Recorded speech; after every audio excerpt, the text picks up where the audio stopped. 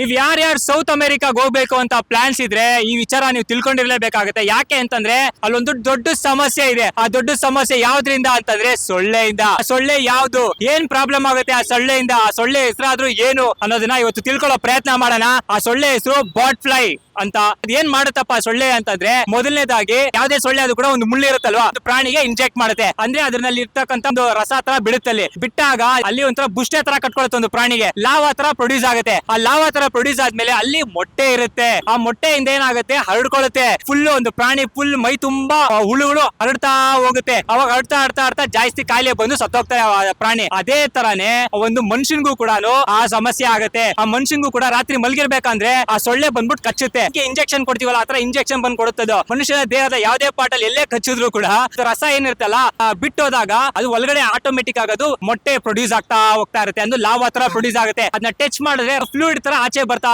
ಇರುತ್ತೆ. ಅದು ಒಳಗಡೆ ಒಂದು ಇನ್ಸೆಕ್ಟ್ ಅಂದ್ರೆ ಒಂದು ಹುಳು ತರ ಇರುತ್ತೆ. ಅದನ್ನ ತೆಗೆಯುವುದಕ್ಕೆ ನಾನಾ ರೀತಿ ಸರ್ಕಸ್ ಮಾಡ್ಬೇಕಾಗುತ್ತೆ. ಇದು ಹಲವಾರು ಜನ ಅಲ್ಲಿ ನೋವು ಅನುಭವಿಸ್ತಾ ಇದ್ದಾರೆ. ಈ ಬಾಟ್ ಫ್ಲೈ ಮಸ್ಕಿಟೋ ಇಂದ ದೊಡ್ಡ ಸಮಸ್ಯೆ ಆಗ್ತಿದೆ. ಈ ಸಮಸ್ಯೆ ಹಲವಾರು ವರ್ಷಗಳಿಂದ ಸೌತ್ ಅಮೆರಿಕಾದಲ್ಲಿ ಇದೆ.